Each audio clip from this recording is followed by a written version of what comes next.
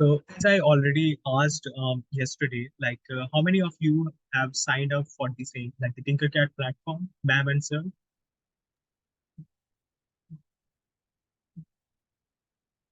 Achha. I signed Okay, up. okay. Each and every person signed up for the same, the Tinkercad platform, MIT App Inventor platform, and the Microbit one. So today, let me share my screen again. It will be good to start this. Okay. So yesterday, we covered the basic aspects of STEM. Like we discussed more about like STEM, what is STEM education, and how robotics plays a major role delivering the classes into our students. Right? So STEM basically means it is all about science, technology, engineering, and mathematics. And we are utilizing robotics as a tool to help our fellow students understand the concept of STEM by going through the hands-on type of session. Means whatever they are studying in their conventional classroom program, we are trying to teach them the practical orientation of those stuff, which is basically most required for each and every person out there. So it gives us as well as our student have flexibility to understand each and everything through the core knowledge, as well as it helps us to build different innovative solutions like the problems we are facing in day-to-day life. So this is why this STEM is important. And yesterday we already mentioned like the law of robotics and the basics of robotics, the introductory part for the student itself, and also we covered the skeleton part, and I explained some of the sensors yesterday. So we will continue with the sensor today and in this day one content by today itself. Then further we will start our first lesson in Tinkercad platform. Hopefully we will go for that by today itself.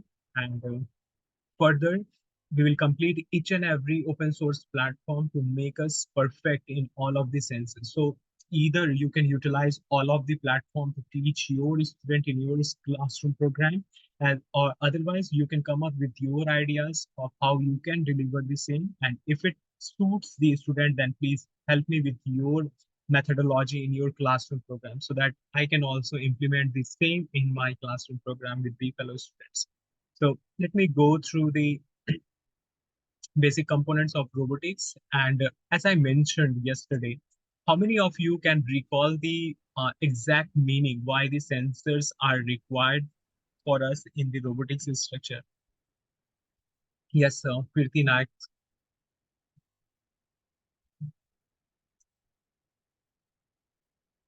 Yeah, great. For the Elucidation is from the environment. Yeah. So yesterday, what I explained to each and everyone, like we required three of the basic things. First one is the input stuff, and second one is the processing unit, and third one is the output device or the thing to like make our robot function. Simple as it is. So basically, input is all about collecting the data from our environment, right? Collecting the data from our environment and help the robotic brain, that is the processing unit, to understand what is there in front of the robotic structure. So that all by doing that, what we are trying to achieve, we are trying to recall those programs like the set of instructions we already gave to our robotics structure to perform certain kind of tasks if the device itself gets some of the inputs from the sensors, right? So this is why the brain is important. And after the after going through the processing unit, the robotic structure generates some kind of output. And yesterday I mentioned in terms of robotics, what we do have is the locomotion and the actuation system. So actuation system does require in robotics to produce the output. Either it is directly dependent on the motion of the robot, otherwise we can call it as some kind of output which does not reflect the motion, but it is correlated for the same. Means we are generating the output by some means. For example, glowing an LED or creating some of the sound to produce the output, like creating sound. So those things will also come under the output segment, and this is how robotic thing works. To collect the data from the environment, what we require to have is the input device. And in robotics, what we call these input device as sensors. Different kind of sensors are responsible to collect the data from the environment and help the robotic brain to carry out the task as per the instruction provided by the user, like us, a human being.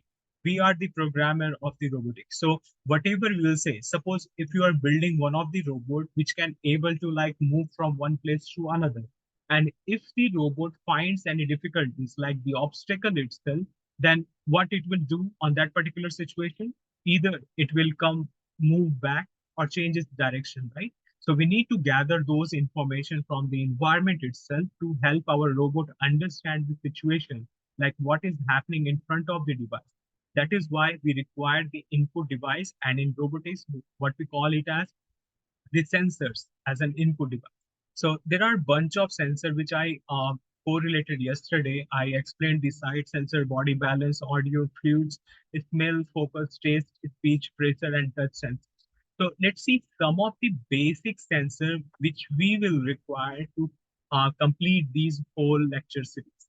So you can see it is clearly visible on my screen.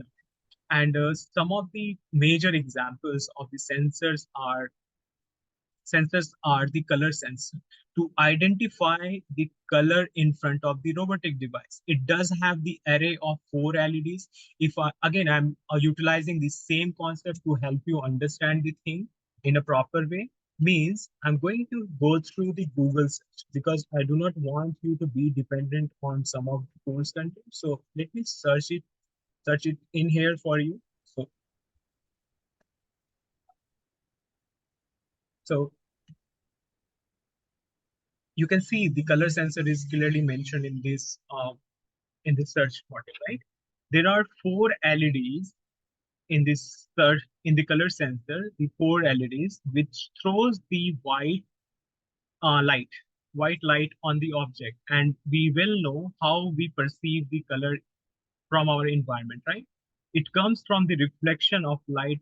Suppose if the plant is green, then it will absorb each and every light from the visual space and it will reflect back only the green one. Then only we can able to perceive the plant is in green color. This is how our normal human vision works. Similarly, in robotics, we do have these color sensors, and color sensors throws the white light to any of the component or object in front of the device. And further, what we do have is the like the color processing sensor in mid-between. So it detects the reflected light coming from the object and it helps the robotics brain to understand that something is there in front of, like this particular color of object is in front of the device itself. So this is how the robotics perceives the color. And let me show you some more examples of different sensors we do utilize in our day-to-day life as well as to build different robotics devices. So what we do have is these gas sensors. Gas sensors are very important sensor, and through the gas sensor, what we can do is to identify the presence of different gases around, like the NOx, COX, and like the CO2 and CO carbon monoxide, and sulfur oxides and trioxides and many more like the LPG. And you will know we cannot able to detect the LPG directly because the LPG gas does not have any odor or any smell in it. Right? So do you have any idea of sir and ma'ams like what is mixed in LPG to give that particular smell to the gas? Sulfur? No, they add sulfur is not added. They have a specific order, unit to give that gas a smell so that you can track the leakage. I forgot the chemical. Correct. LPG. No, LPG itself is a liquefied petroleum gas, but there is a mixture of some other gases in the LPG to give that particular smell, what we feel while the gas is leaking from our kitchen or from the gas. Is it by any chance ethyl? Yeah, that is the ethyl mercaptan actually. So ethyl mercaptan is responsible to provide that particular order in the LPG. So we do have one kind of gas sensor which can detect the presence of ethyl mercaptan. So this is how we can able to track back the leakage system in our gas pipeline. And why I'm mentioning this gas sensor to use in your robotics journey, because some of the project does require the real-time implementation of related to human safety. Like suppose if we are talking about some of the restaurant uh, or any big place like the stadium itself, it does have the restaurant and other kind of stuff. So they do have the pipeline arrangements of gases in through which they are providing the gas to the kitchen. So suppose if nobody is in there and rat rat actually cut down the pipe or did something to the pipe, or it is leaking unfortunately, then what will happen? If any spark will come in front of the device like the gas cylinder itself, then it will catch fire and it will explode, and that will cause a major loss in there. To limit that particular problem and to resolve this particular problem, what we need to have, we will implement the gas sensor kind of stuff. We'll use the gas sensor as an input device and the microcontroller as the brain. And in place of output device, what we can do is to utilize the buzzer system or the Implies के alarm use system. करते हैं भाई equal to Yeah. And also we can utilize the messaging system, instant messaging. Suppose if gas is leaking from the pressure valve or the pipe itself, then it will directly inform to us over message or email or something like that, to quickly inform the authorities, and they can able to control the situation over there. Otherwise, what will happen? The gas will catch fire and it will cause a great loss in there. So these sensors are much more important in robotics. Apart from the gas sensor, you already have seen one of the examples in our day-to-day life to utilize these LDR sensor. Have you ever seen the application of LDR in your day-to-day life? Any one of you? So LDR stands for light dependent register. Light dependent register.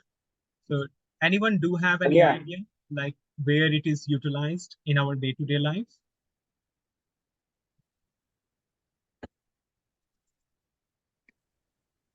Divided by 4, correct? But they'll not ask you the question. Okay, they'll directly ask you whether it is. Anything that comes to your mind? Okay. So we all seen the street lights. Remember the street lights? And the way street light works by turning itself on during the night time and turning itself off in daytime automatically without any human intervention. So do you have any idea how this system works? Sensor Or might sensor which activate during the night.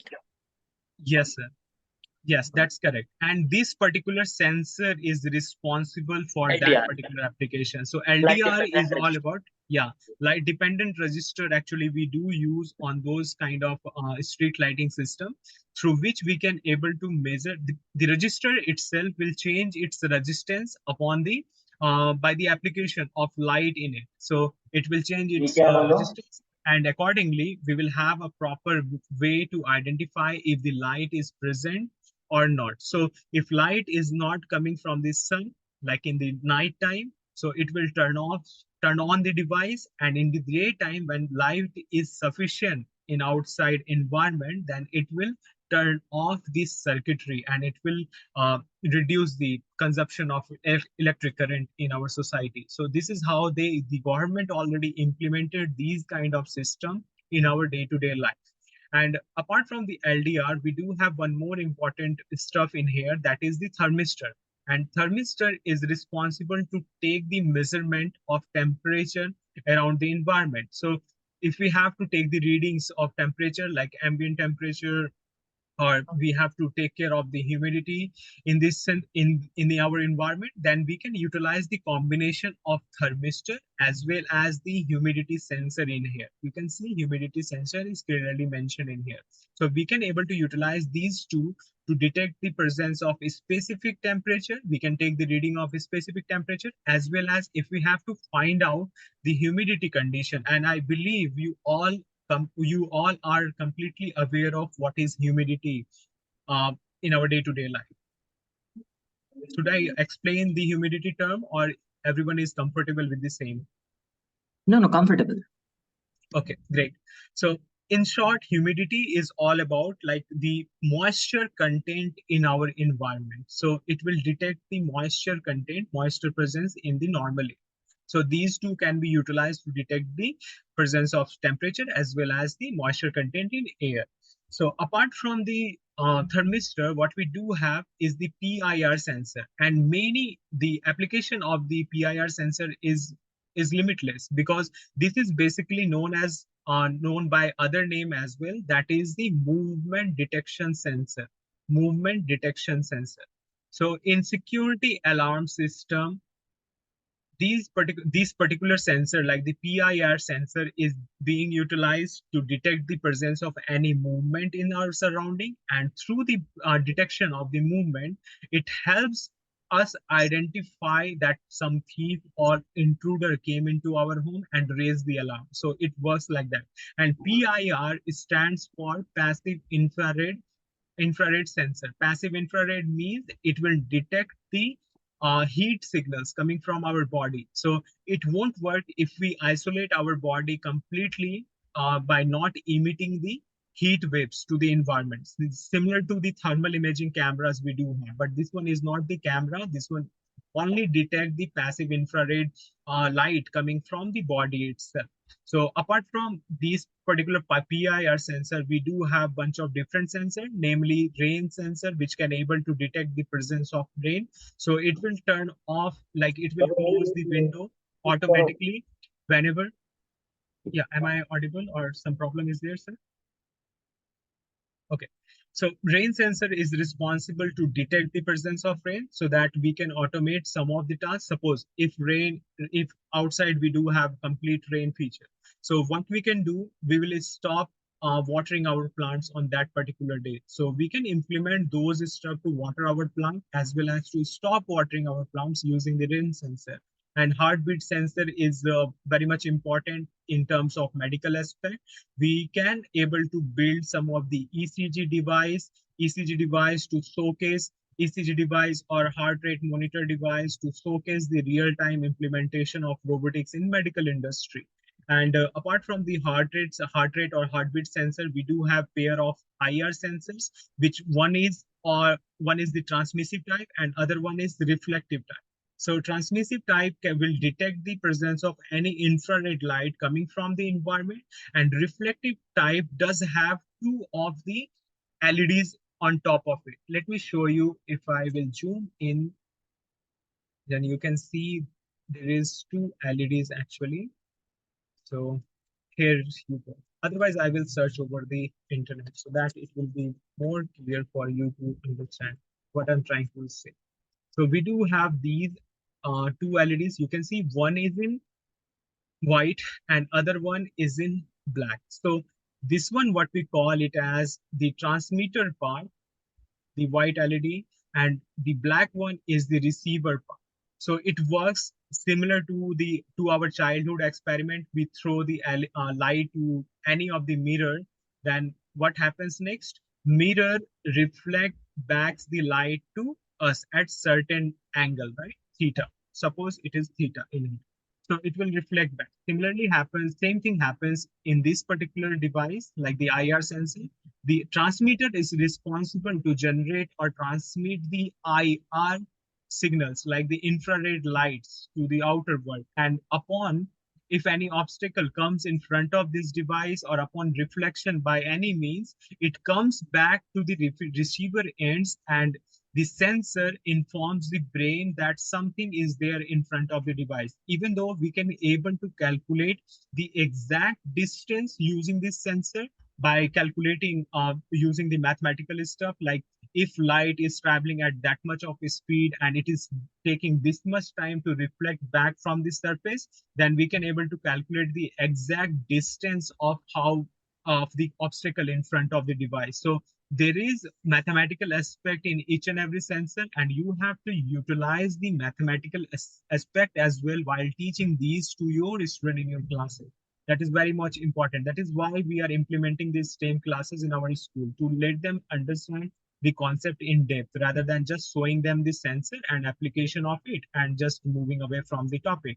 So after that, what we do have is proximity sensor. Proximity sensors can detect, proximity sensor does have the same role as of the IR sensor, but the proximity can only able to detect a smaller distance using the application of infrared lighting, that is the transmission part and the receiving part. A small distance it will cover. The best example I can give you for this particular sensor, the application of this sensor is our smartphone. Whenever you pull up your smartphone to your ear after dialing some number or calling your friend, family, or anyone, it automatically turn off the light, right? It automatically turns off the screen itself. So what happens by using this kind of sensor in our mobile application, we are trying to reduce the problem of automatic dialing or opening up any other application while we are on call. So this is why we are utilizing proximity sensor. And the best example is our mobile phone, in which we are utilizing the same. Apart from, you already aware of the touch sensor, like the screen itself of mobile phone is the touch sensor. We can able to provide the data of different inputs at some places to like manually come in contact with the application and go through the UI to proceed with the commands itself. So touch sensor is very much important. And the type of touch sensor is basically there is two type of touch sensor in the market. One is the resistive one, and I should not prefer you to go for this resistive one. You should go for the capacitive one, which is mentioned in this image, like this one. The capacitive one will is do have the functionality to work with your finger or screen. So it will help you to do the same, like to detect the presence of any touch input coming from the environment. So apart from the touch sensor, what we do have is the photo sensors, that is the light sensor. It can able to detect the intensity of light coming from the environment. So we can able to idealize those kind of devices which are totally dependent on light. So suppose if we design some of the system in which solar panels are employed, and we have to like open up the structure when sun is full. So I'm just giving you one example to understand. I'm just giving you one example to understand the basic implementation of these sensor in your conventional projects. So in photo, by using the photo transistor, we can able to detect the intensity of light coming from the environment. So what will happen if there is the daylight, then the solar panel will automatically open up and capture the solar energy to store it in batteries, and further we can utilize the same to power up our robotics devices. This is why the photo transistor is important, and that is the only one application you can utilize these devices as per your convenience and as per your requirements in different projects as well. So yesterday I already explained the application as well as the proper terminology to use the gyroscope couple. It gives the axial data, like what is the location of uh, of a body in any plane, like in any coordinate itself. So apart from the gyroscope, what we do have is the soil moisture sensor. And this particular sensor is very important for the student to learn, because most of the examples in our day-to-day life, we can see we have to take care of our plants in our home, right? So each and every person do have little plants in their home respectively. Yes or no, sir and ma'am? Do you have Yes, sir. small? Yes, sir. Yeah. So what happens, let me ask you this, what happens by the time you leave your home for some holidays or to go out for a long period of time? What happens The to your plants plant? dry up. Yeah. And unfortunately, we see some of the plant dies in time. So using the soil moisture sensor, we can able to build one of the device which I mentioned yesterday, that is the water management system. Water management system is all about detecting the presence of moisture in this soil, and it will provide the output to the smaller pump, like the smaller pump we do have. Let me show you the smaller pump. Okay, I will show it after this thing. So a smaller pump will automatically turn on itself if the moisture sensor respond with low level of moisture presence in the soil itself. So it will automatically turn on the pump, and the pump will feed the water to your plant. So you don't have to worry about anything. Like whenever you go out to spend some time with your beloved ones, and to have some of the holidays, you don't have to worry about it. This system will automatically water up your plants in your home as well as in your garden. So this one is the smallest example I can give you to utilize the soil moisture sensor. But if we look into the big picture, how we can utilize the soil moisture sensor, we can able to accommodate this same in our farm itself. So in farm, what we do have is, let me take that. So in farm, what we do have is series of plantation, right? Different linings. We do have plants in our farm. So what we can do, we will employ this sensor in midpoint of each and every line in our farm, and then this sensor will inform the brain that I do have this much of content. Then we will get one of the table, like row 1, row 2, and row 3, and so on. So this one does have 80% of water content, 70% of water content, 40% of water content, and 30% of water content. So what we can build using this sensor is to identify where the moisture level is below the red line, and it will automatically, suppose this one is the 40% one, then this particular plant does require the attention, right? So our pump will directly help this plant with the watering system. It will automatically start the dripping system in the farm, and it will help the plant to sustain the light. It won't turn dry without providing the proper application of watering system. So we can build some of the system using the soil moisture sensor, and these are the common example which I did in my classes. And you can also come up with more ideas to implement these sensors in your conventional, in your regular STEM and robotics classes. So apart from this sensor, one sensor I forgot to mention is the ultrasonic sensor. Ultrasonic sensor is something similar to the IR sensor, because both we can utilize the both to detect the presence of obstacle in front of us. So detecting the obstacle is not that much hard in IR sensor, but why we need ultrasonic sensor? Because Distance. the range, because the range, because the range only. IR sensor does have very low range compared to the ultrasonic sensors. Remember how bat can able to identify any obstacle in front of of it? 12 How do centimeter. bats identify? Bats, the bats, that animal can able to detect without Echo.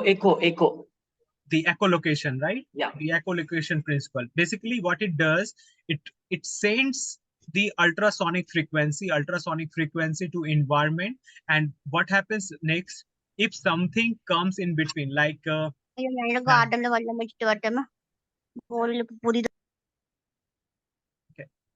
So what happens next?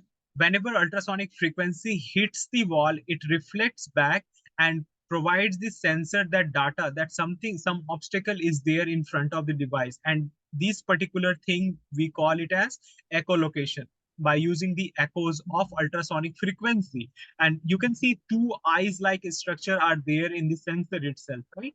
So one is the transmitter part and another one is the receiver part. One is responsible to generate the ultrasonic frequency, and other will detect the same coming from the reflection itself. So this is how we can utilize the ultrasonic sensor, and the range is much more important in this aspect, because we are not talking about to detect the presence of minor obstacle, minor some object is there nearby to the device. We are talking about some more range, like 1 meter, 2 meter, 5 meter.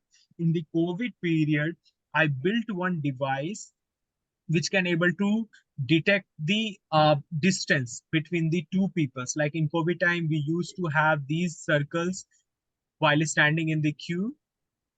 in grocery store, in many places. So we have to maintain exactly the distance to stop the spread of coronavirus. So I idealized one of the device to stop this thing, and using the ultrasonic sensor, we can able to keep track of the person standing in front of the line. So whenever a person or anyone else crosses that limit, suppose if the distance we set here is 2 meter, if the person will cross the 2 meter boundary and it comes nearby to the 1.5 meter, then what will happen? It will show the display, show the result in the display that you are this much far away from the sensor or from the front desk, and you have to keep distance. This keep distance, like it will start alerting the person that you must keep distance to avoid the COVID spread, the coronavirus is spread. This is how we can utilize the same to solve some of the problems in our society using these sensors. So this is all about the sensor, and the major sensor is mentioned in the graph itself. You can take the screenshot while having these. Apart from this screenshot, I will share you the some of the documentation on the notes after the class, after the today's class. So label sensor is also very much important. Apart from the label sensor, what we do have gyroscopic sensor, acceleration sensor, pressure sensor, temperature sensor, chemical sensor to detect the presence of different chemical around us, the motion sensor, proximity sensor, and the image sensor, which I already showed you earlier. Optical sensor is responsible to detect the presence of different light frequency. Obviously, the water quality sensor can able to help you detect the pH of water. There is three of the terms involved related to the water: pH, TDS, chlorine percentage, and the oxygen, dissolved oxygen, not the oxygen, but dissolved oxygen. So why we need to take the readings of these four things? Because sometimes through the municipal corporation, we receive the water does have more amount of chlorine in it. That is too much harmful for us. And also the pH, the absolute pH is required for our drinking water. Otherwise, it will harm our body. TDS is all about the turbidity. Turbidity means the presence of bigger particles in the water body. So turbidity is all about the dust and all particles which are not ideal and good for our health. So chlorine, as you all know, water gets purified using the application of chlorine or ozone in different water treatment plants. So we should monitor the content of chlorine in our water. Otherwise, what will happen? We will lose our hair as well as our health will start to degrade by after some point of time. And obviously, the dissolved oxygen states the quality of the water itself. So dissolved oxygen is one of the important aspect to consider in by of the time when we develop the project. So these are terms are involved. So we will utilize those stuff and build some of the cool device like the IoT one to uh, keep track of these content of these things. So apart from the water quality sensor, what we do have is the smoke sensors and alcohol sensor. Apart from the smoke sensor, we do have alcohol sensor with us, which can able to detect the presence of alcohol. So we can build some of the device to identify whether a person had these while driving on road or not. So whenever a police person can able to detect the presence of alcohol while they are driving, then they can able to stop that person, and we can able to reduce the road accidents by the simple application of these sensors. So a smoke sensor, apart from the smoke sensor, what we do have is the infrared sensors, and there is specific two kind of sensors present in the market. So whenever you go to buy some of the sensor, you should take care of these two terms, the passive one and the active one. So passive sensors is all about, it is responsible to generate. Okay, the passive one is not responsible to generate any of the signals to gather the data from the environment.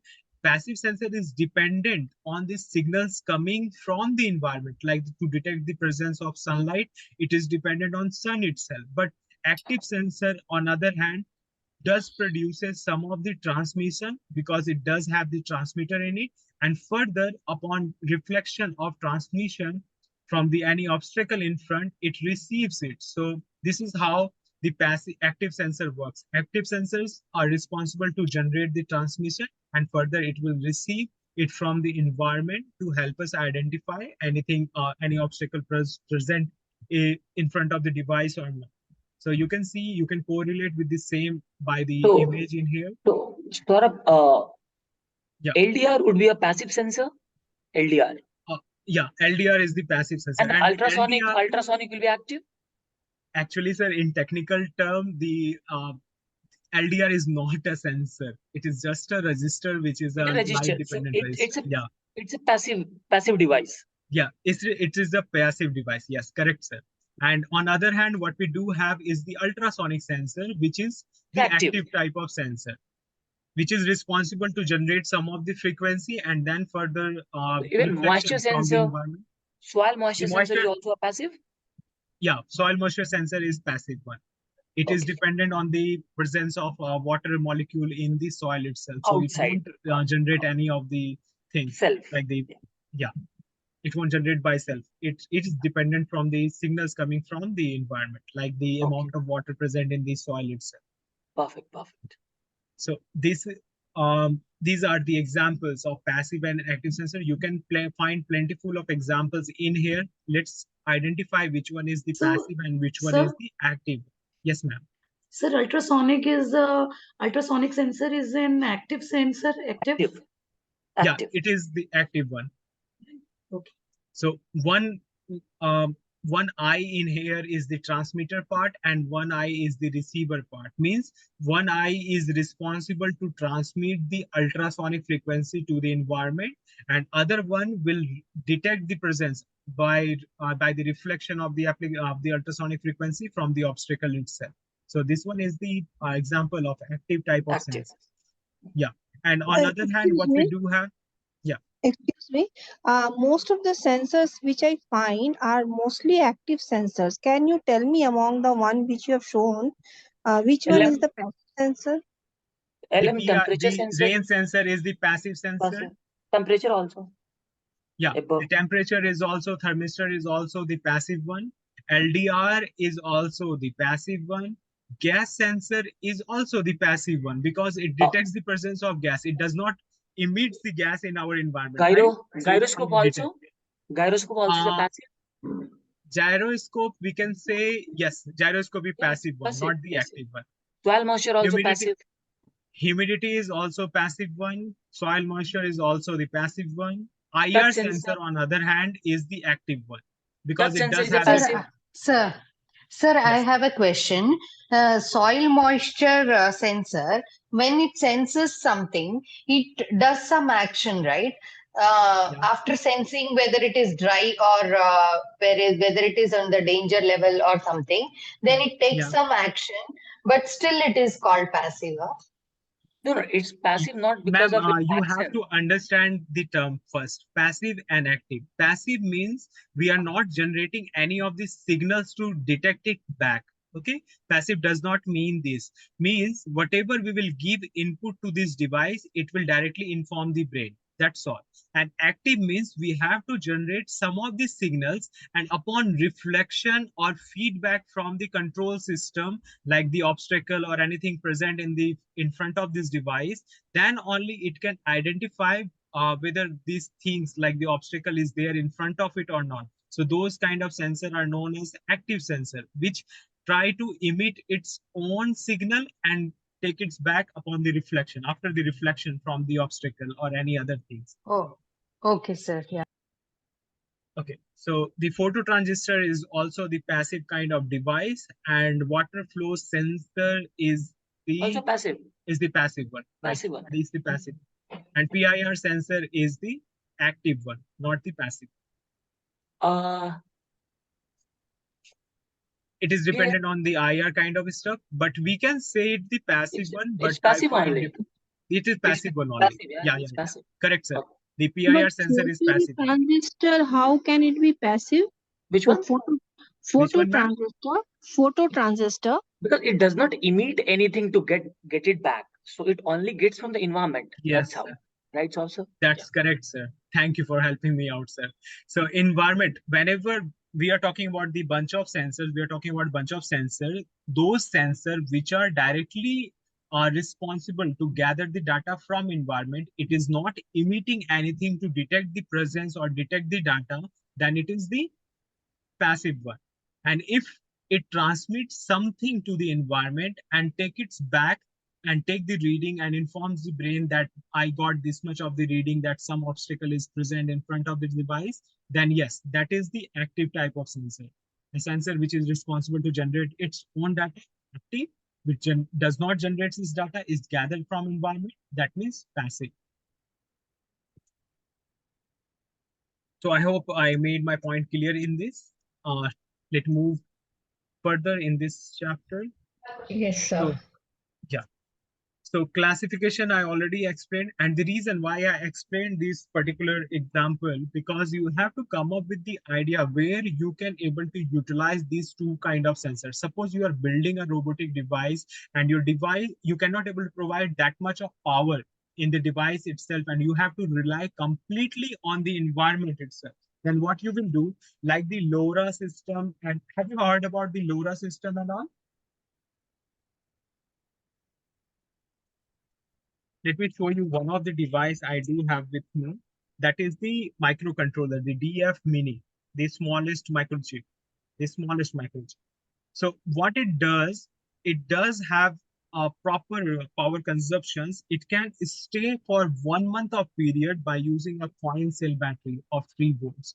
So it is a very low energy usage device, and it can last longer than the required month. So suppose if we are building some of the IoT device for our ground application, suppose in North Pole or and on that particular place of environment where power supply is not there, or and we are totally dependent of the solar cells and other mean of power source, then what we will do on that particular place, we will utilize these kind of device and choose our sensors accordingly to reduce the power consumption. That is why the two major difference is there, the active one and the passive one. Active one will continuously generate signals to get it reflected by other obstacle in front of the device, and it is thus the more power consuming sensors compared to the passive sensors. On the other hand, Saruji, I have a quick question on one of the sentences that you have displayed here, especially when it comes to the passive sensors. Passive sensors, on the other hand, do not require any external power signal, is what you have said. Is there any specific reason why you have mentioned the word power there? Because the signal could be any signal, right? yeah, but in terms any of specific whenever reason? yeah, yes ma'am, totally got your point. So let leave these statement in it. Let me summarize what you asked. Okay? So suppose if we are talking about the sensors and the brain and the output device. So you already heard two of the things, like the digital ones and the analog ones, right? You know the difference between digital system and analog system. Digital means 0 and 1s, means off and on condition.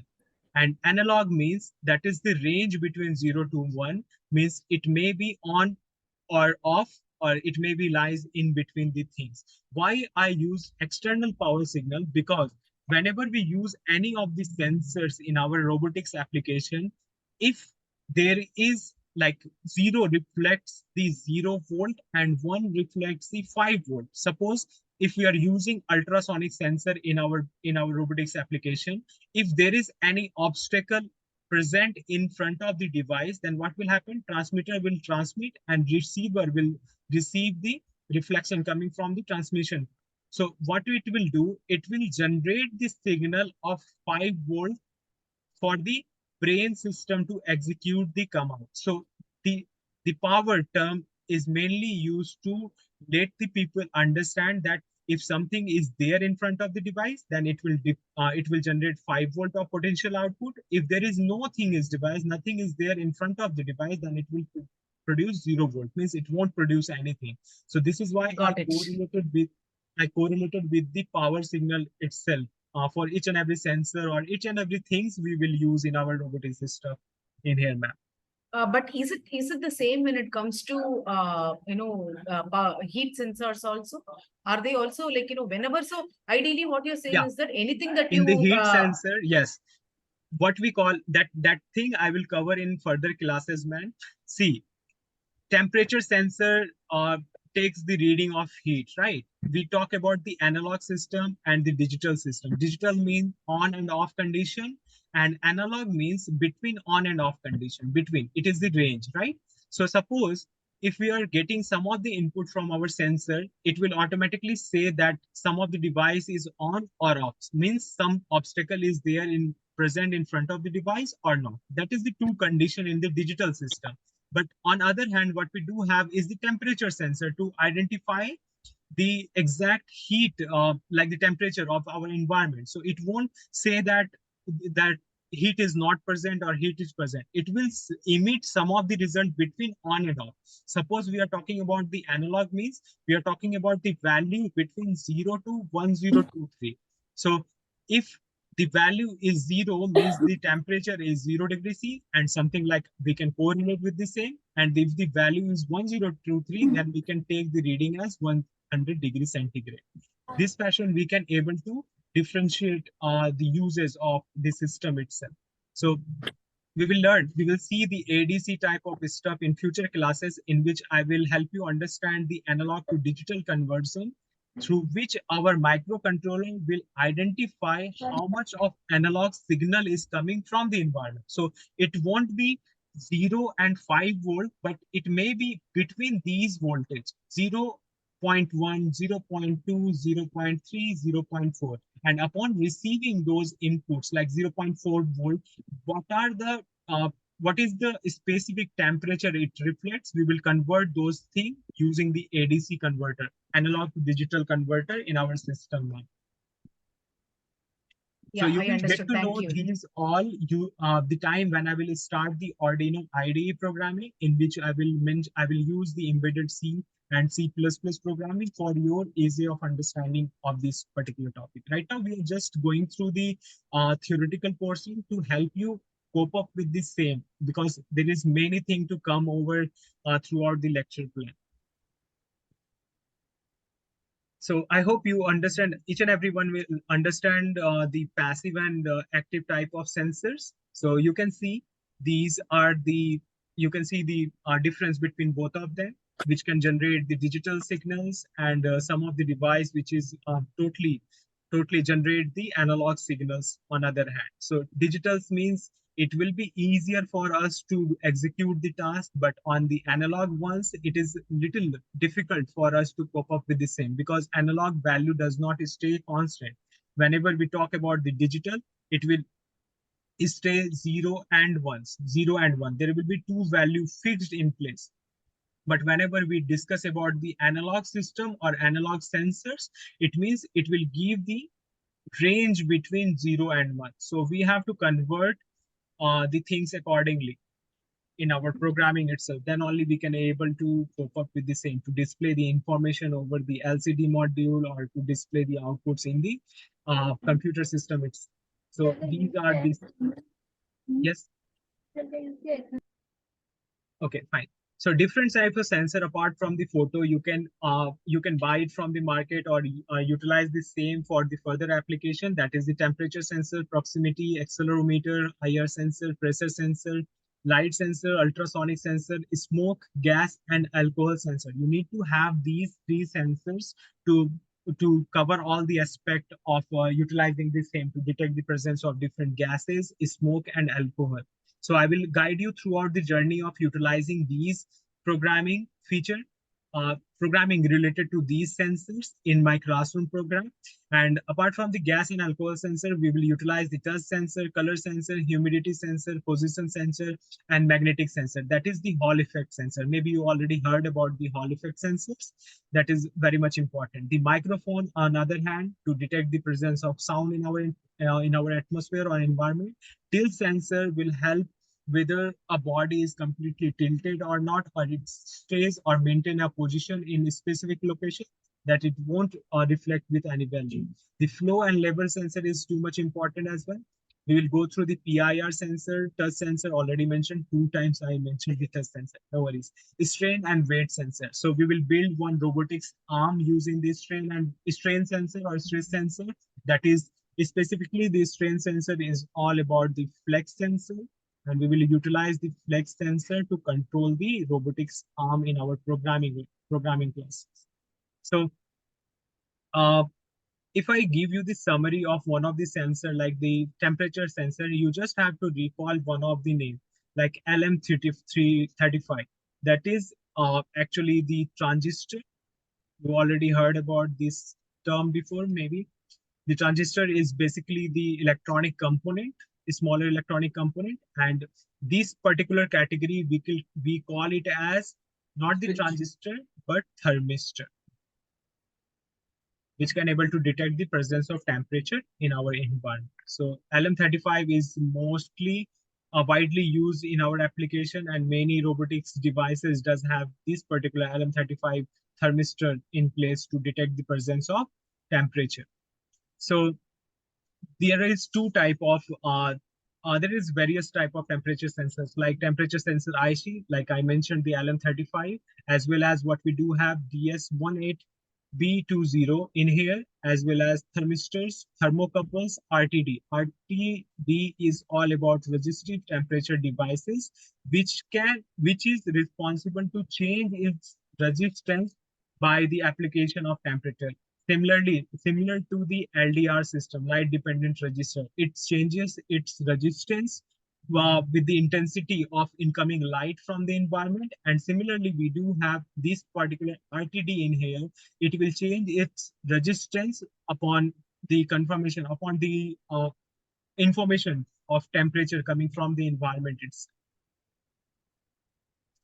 So proximity sensor, which I already explained earlier, this is one of the kind of proximity sensor known as inductivity proximity sensors. So there is implemented using different techniques, like the optical does utilizes the infrared and laser application. The sound type of proximity sensor utilizes the ultrasonic one, the ultrasonic frequency, and magnetic type we do have is the Hall effect sensor, and as well as we do have the capacitive one, which will change its capacitance upon detection of some obstacle in front of the device. So examples which I already explained to all of you, that is the mobile phones, in car where we do have these sensor, in parking sensors, like we do have system to alert us if we are going to touch the wall behind our car or hit something in front of the car. So the proximity sensor helps us to identify the distance gap between the wall and the car itself. So in industry,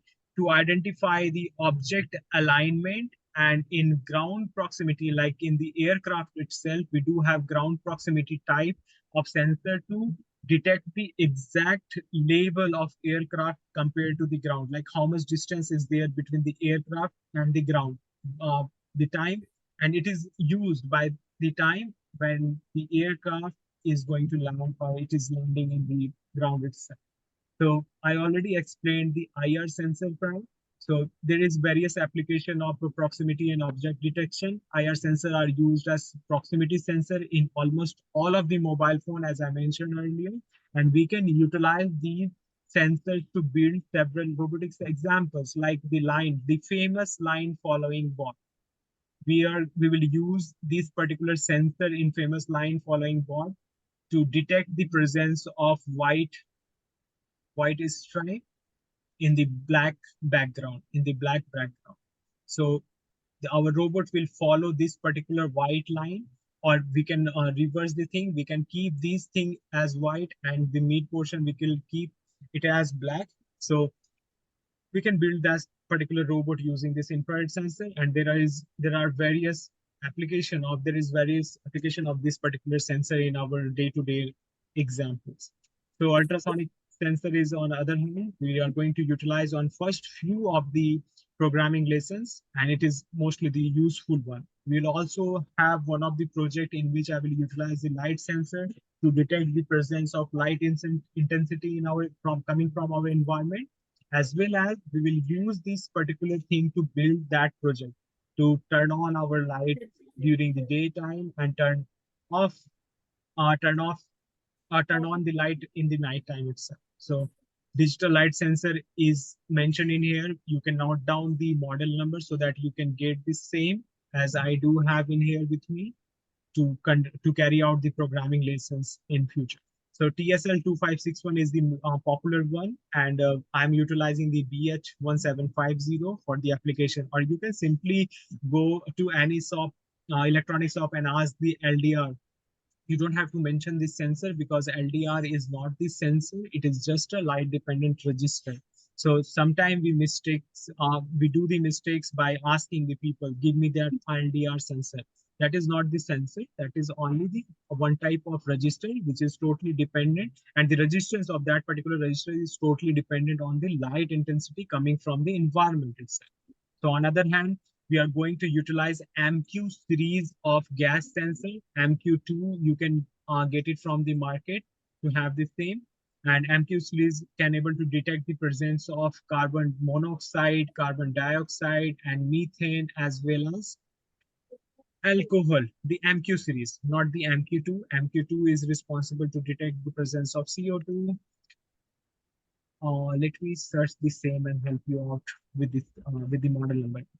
So MQ series will be responsible to detect the presence of alcohol as well. So we will utilize, and how we will provide the alcohol? We will use some of these sprays like body spray or perfume to test our program whether this device will working or not. So we'll utilize the same. So apart from the smoke and gas sensor, what we do have is the alcohol sensor. See, MQ3, yeah.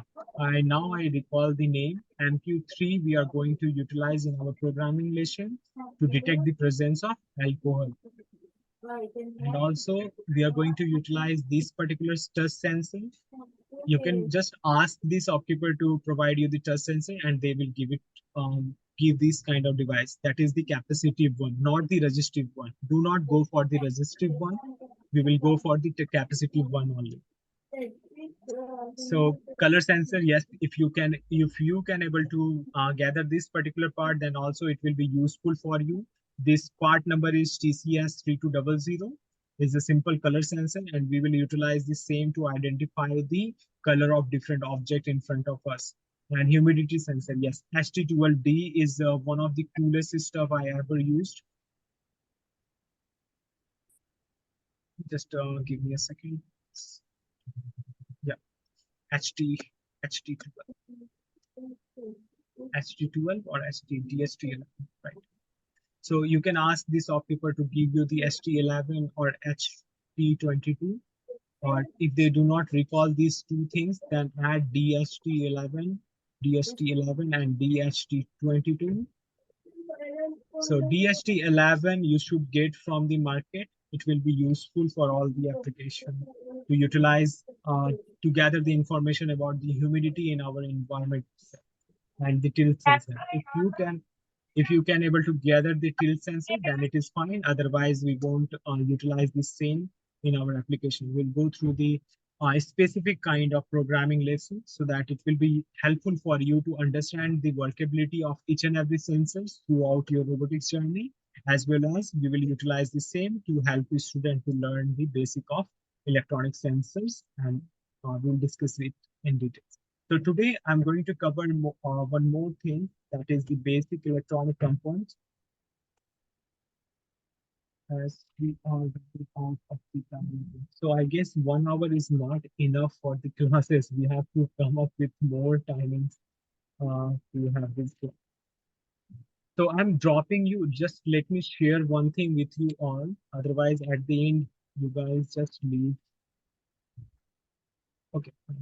So I'm adding you all in one of the groups which I created for you so that it will be easier for me to drop the meeting links each and every day. Otherwise, what happens is I have to compose the mail and ask you to come over the meetings. So I send the chat group request,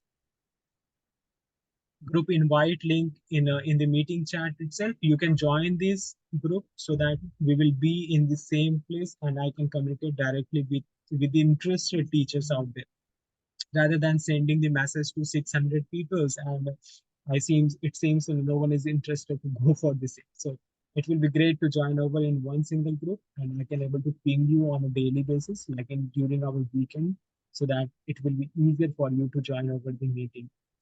So let's complete the basic electronic part for today's journey. Then this thing will be ended, and we will have further classes for Tinkercad and the programming itself. So I'm going to cover these basic components to all of you, because these components will help you troubleshoot major problems throughout the robotics classes. Suppose if you built one of the robotics device which does require 7 volt of input in your system, and in a standard point of view in market, you will not find the 7 volt adapter to accommodate in your robotic system. So what you will get in market is the standard 12-volt adapter or 9-volt adapter. You won't get in between the value. So we will utilize the transistor in here, because the transistor is responsible for three basic things. First one is to switch the circuit on and off, means we can utilize the transistor to utilize it as the switch to turn the circuit off and on. And second, the major application of transistor is to amplify the voltage which is required in our robotics application. And third one is to step down the voltage to the desired output. So some of the uh, transistors are already available in the market to do that task, or we will utilize the combination of transistor and resistor in our robotics application to help ourselves to build those devices which can able to generate the potential output, or to amplify, or to step down. Sorry, step up, not the amplify is similar to the step up. Step down will be the good what to use. So we can utilize to combination of transistor plus resistor to generate the output of 7 volts. So one of the basic example I can give you is 7805. You can get this transistor from market, because more each and every microcontroller we are going to use throughout the journey does utilizes the 5 volt of power source, and we cannot able to find the 5 volt power source in any adapter. But only we can find the 5 volt power source in our mobile chargers itself. So mobile chargers does produces the 5 volt of output, but if we have to get it in our robotic circuitry, then we will utilize the LM7805 transistor, so that we can step down any voltage ranges 12 volt to 35 volt. This one is the input voltage, and we can able to produce 5 volt of output using this 7805 transistor. So let me go through one by one by each and every electronic components, so that it will be easier for you to understand the thing. So do you have any idea like why we utilize resistors in our electronic circuitry now? Answers? Yeah, sometimes we may have to step up the power that is incoming, or sometimes we Yeah, may have to step it down also. So we have two yeah. types of resistors, step up and step down also. Basically, step down only Uh, if you have to No, register. to no, no, avoid no. the damaging We have of to the register. Yeah. components. That's Say, for why we example, use you get it as a resistors. higher, So yeah, correct.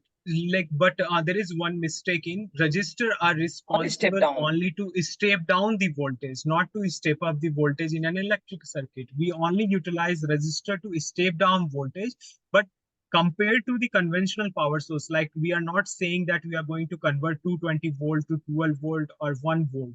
So 5 the volt to resistor 3 can volt. only be, yeah, the resistor can only be used on that particular place where the voltage difference is not too much means suppose if we do have 3.3 volt, in other hand we can only step down it at on 1 volt or 1.5 volt, like this much only. Then only we will utilize the resistor in an electric circuit to step down the voltage perfectly.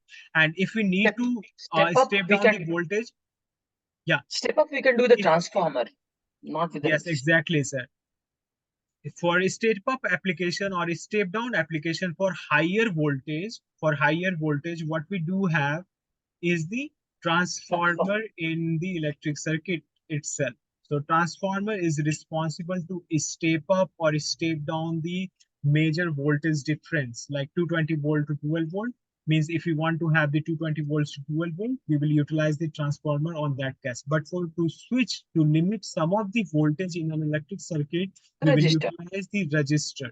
So scenario, there is two scenario already given in this segment. You can see scenario one. You have the power supply on one side and you connect the LED on the other end. The full force of electricity hits the bulb. This overloads the LED, eventually burning it out completely. So to reduce these things, to reduce these kind of scenarios to this kind of situation and remove it completely, we will use the resistor. Then what the scenario will change to some other thing. Like you have the power supply on one side, you connect this to a resistor. The resistor in turn connects to the LED bulb and electricity flow through the resistor and into the bulb. You can control the amount of electricity that need to flow to a bulb as a result. So let me explain this with my point of view. Suppose you do have tap in your home, right? One water pipe in your home, and water is flowing continuously through the pipe. Right? So what will happen if you squeeze this pipe? What will happen to the water to the flow of the water? If you squeeze this part, you will make the pipe bend like this. Then what will happen to the Will resist the flow. it will resist the flow. Similarly, in electric circuit, what we do have is the flow of electron, right? Similarly, electricity is all about the flow of electron in the electrical conductor. So what we are trying to do, we are utilizing the resistor in here to limit the flow of electron from one end to another end. So this is how we can able to control the amount of electricity is flowing through the small components by utilizing the resistor for our application. And this is much more important to know about these components because it will give us the flexibility to like go for the innovation factor. Like I mentioned earlier, we should follow this theme. We will learn simple stuff to come up with our solution. That is why the STEM and robotics are being introduced to our classes to let our children have the understanding of problem solving skills on certain scenarios, right? If they face certain kind of problems during the building of projects and while doing the project, then only they can able to solve this uh, by their understanding in these domain. So on the other hand, what we do have is the capacitor. Remember, we do have you ever seen the generator, ma'am and sir? The generators in It's old like a times, mini. It's utilize like the a mini generator. generator. It's Yeah. mini micro generator. Yeah, we can say that the micro generator It is in used an to electric store circuit, the power for some time. Am I right? yes, used to store the energy. So, and why there is need to store the energy? To stop the fluctuation, in an electric circuit. So basically the capacitors are used in electric circuit to stop the fluctuation. And through that, because many electronic device damages itself or it gets damaged because of the fluctuation of voltage, and we can able to stop that by introducing the capacitor in between the device so that it will provide the constant flow of current in an electric circuit, and our circuitry will be safe from the voltage fluctuation disaster. So they allow AC and alternating current to flow through them. They reduce the flow of DC or direct current through them. So they will keep the polarities. Okay, there is something wrong in here. So let me get back. No. Okay. There are two type of capacitor. One is the polarized capacitor and other one is the non-polarized capacitor. The polarized capacitor does have the positive and negative terminals to support the DC current in them, and non-polarized capacitor, we can utilize the non-polarized capacitor to use it in both of the places like AC and DC as well, so that it won't be dependent on the terminals, which one is the positive and which one is the negative ones. So there is two kind of, and basically we use the capacitor in our electric circuit to store Saurabh, some of the energy. Yes, sir. so the second point is they resist flow of a DC or a direct current through them. What it mean? So basically what I tried to mention in here, they resist the flow of DC or direct That current that through them. So that but looks a little weird line actually. yeah, that line is actually incorrect in all senses. That Yeah. is why I did not mention this thing. So let's Okay. leave this line for now. So polarized capacitor, we'll just discuss the terms of polarized capacitor and non-polarized capacitor. And basic importance of the capacitor in electric circuit is to store the energy and stop fluctuation of electric current. Store the energy is the first point, and second point is to stop the of fluctuation in an electric circuit. This is why we are utilizing the capacitor in electric circuit. I will fix this up in my notes for all of you, so you don't have to worry about anything, sir. Okay, so finally, what we do have is most interesting things in our robotics journey, that is the light emitting diode. And in short, we can call it as LEDs. You may be already seen some of the LEDs nearby you in your home, in your mobile application, even though the small pixels are there in your mobile phone. That is the LEDs, light emitting diode, through which we can able to see pictures, movies, and also you are watching me through that, and it is small LEDs as well in your screen itself. So Exactly. LED is basically like a kind of resistor, or sorry, LED is basically kind of diode which controls the directional movement of it, and it is all about the bulb. Means whenever electric potential will be applied to the terminals of LED, then it will start emitting the lights. So this is why the name comes after the application of the LEDs, light emitting diode. Means whenever we will apply some of the polarity or potential, some of the potential to the terminals. So what will happen? Light will start emitting from the device itself.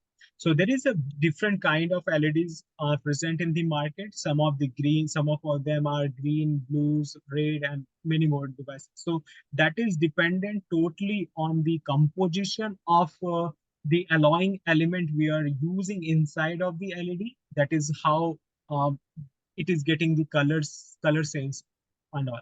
You can find out more about the LEDs using the Google search, but in here, I believe this much is information is enough for you to understand the basic functionality of LED in your electric circuit. So whenever we have to generate some of the output in terms of light signals, so we can utilize the LED for same.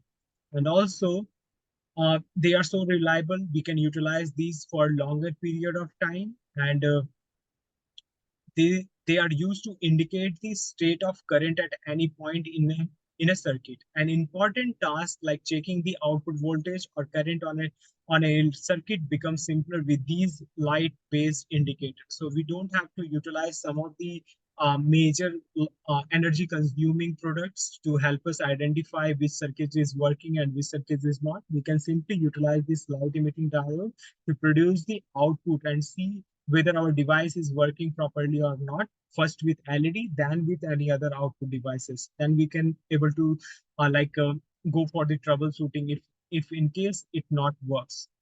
So apart from the light emitting diode, what we do have is the transistor. As I already mentioned, three basic use of transistor is to switch, to act, to use it as a switch to on and off the device, electronic circuit. Second one is to amplify the electric signal. And third one is to step down the electric signal. And why I'm keep saying the signal, I'm talking about the potential as well as the current value. There is two terms in the related to electricity, right? We all heard about this particular law. Can anyone recall this particular law? Ohm's law. That is the Ohm's law. And Ohm's law is so vital for us educator in robotics, because Ohm's law gives us the flexibility to understand the relation between voltage, and I is current in here, and R is all about resistance in the electric circuit. So this is the correlation, the relation between these three terms. And whenever you see, whenever you buy some of the electronic device from the market, it comes with the rating of voltage and also the power rating, like the current rating is mentioned, and it must have some of the resistance in between. So this is the correlation of these three terms in this platform, and it is known as the Ohm's law. So why I'm keep saying the signals in here, because we are managing three of the basic aspects. First one is the voltage, and second one is the current. And the resistor is nothing but the what we can say, the proportionality constant, I believe, the proportionality constant between, because as per Ohm's law, we do have one thing in common, V proportional to I. So to remove this proportionality constant, we are introducing the one constant term, that is the R. And R is all about resistance in here. So you can also dig into the web, internet to know more about the Ohm's law. Otherwise, I will give you the access to this portal to go through the simulation kind of stuff to understand more about the Ohm's law.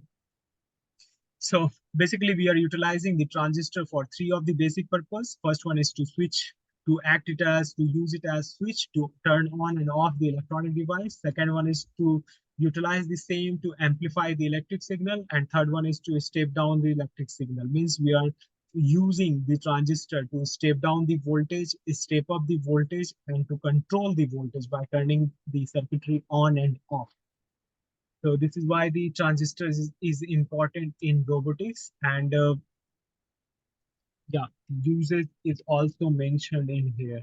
You can see, you can take this screenshot. This is also mentioned in here.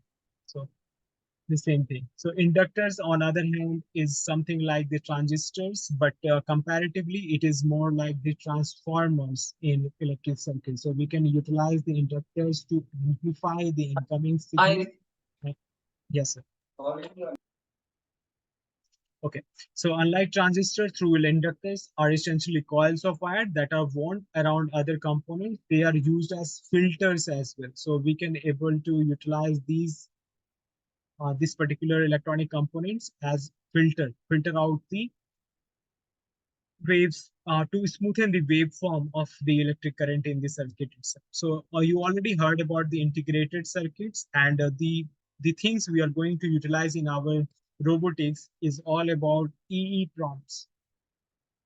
EEPROM stands for electronically erasable programmable memories. And those microcontroller which I mentioned earlier, like the Arduino Uno and all, Arduino Uno, Microbit, Raspberry Pi, and so many microcontrollers are there in our market. So those microcontrollers are termed as EEPROMs, electronically erasable programmable memory. That means we can able to rewrite the program again and again without permanently writing these down into the memory. So integrated circuit is the combination of registers, transistor, like lack of register and transistors in one single chip.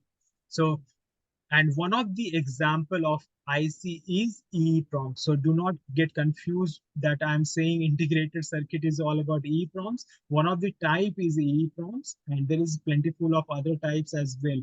And some of the IC does have fixed memories that is not rewritable.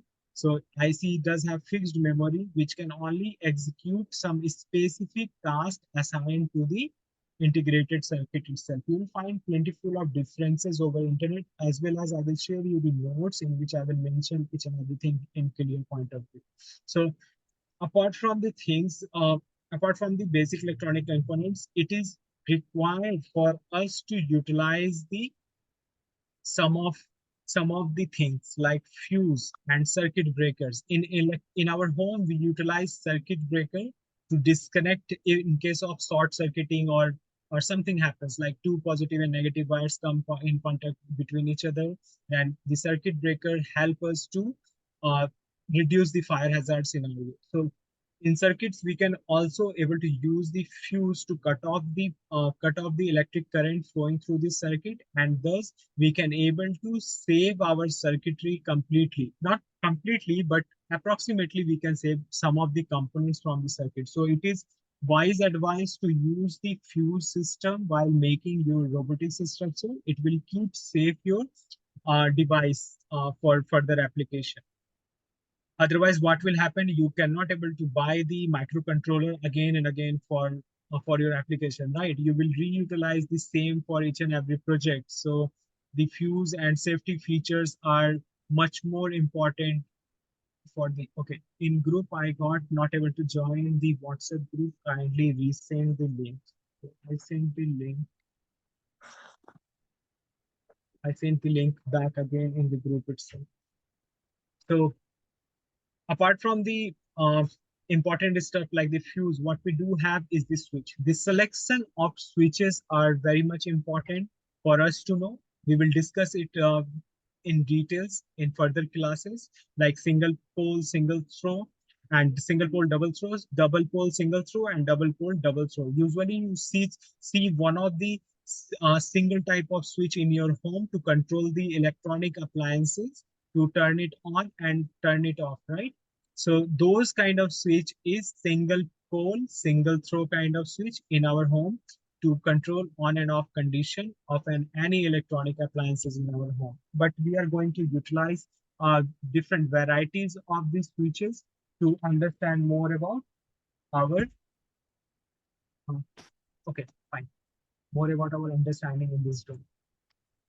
So apart from these, what we do have is electric wires and power cables. So yes, if you are going to utilize the same in your robotics, what I'm trying to explain, if you do have this much of a diameter of pipe in your home to supply the water, then there is some specific amount of water will come um, flow per minute. Like the flow of water will be more compared to the smaller pipes like this one. The flow will be different in both of the cases. So we will utilize the specific kind of wires in our robotic circuitry to control the flow of electrons in the electric circuit. I will discuss it in separate note in further classes.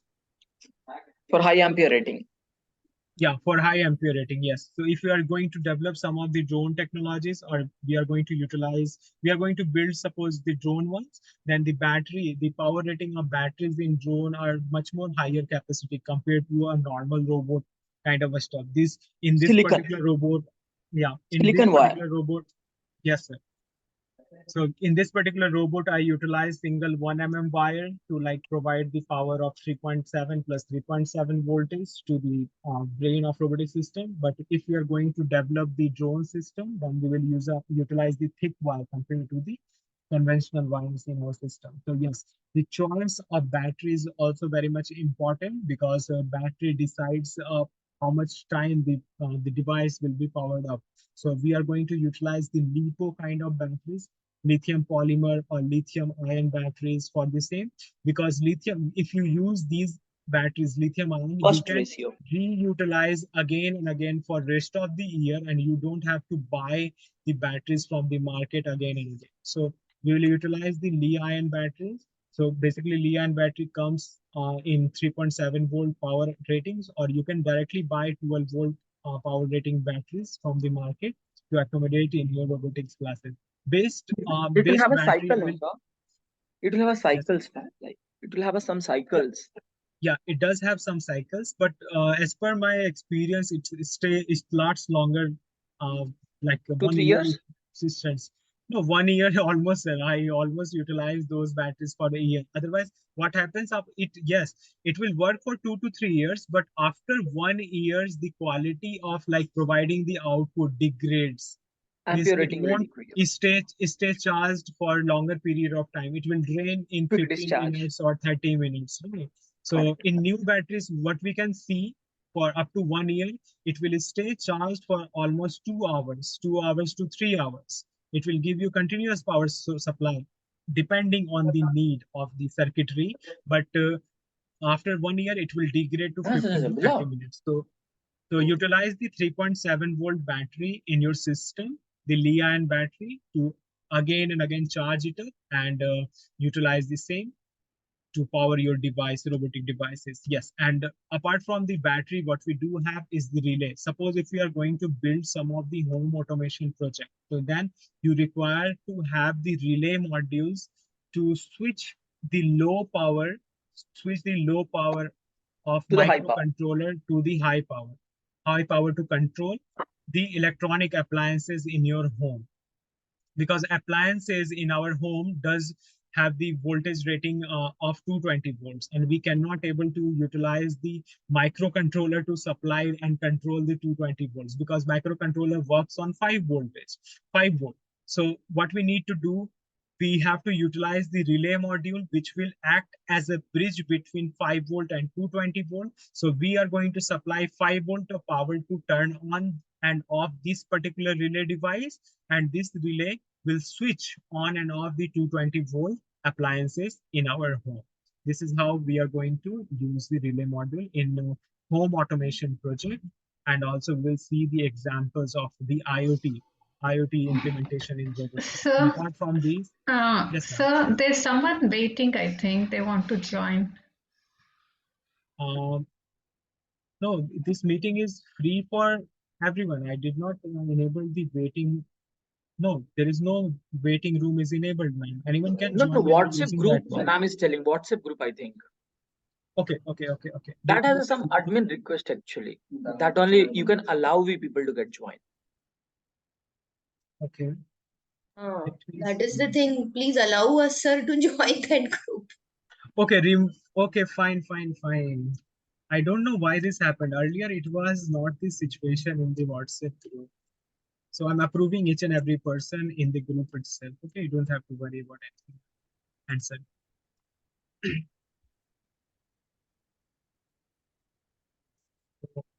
Approved.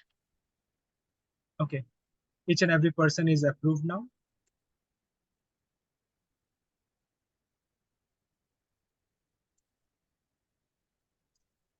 So if I will make you the admin, some of the teacher, I will make some of the teacher admin of that group so that you can also let other join into the group, because we are trying to contribute to this free STEM classes, and I will love to see many teachers out there in our group so that we can mutually collaborate and share our knowledge in one place.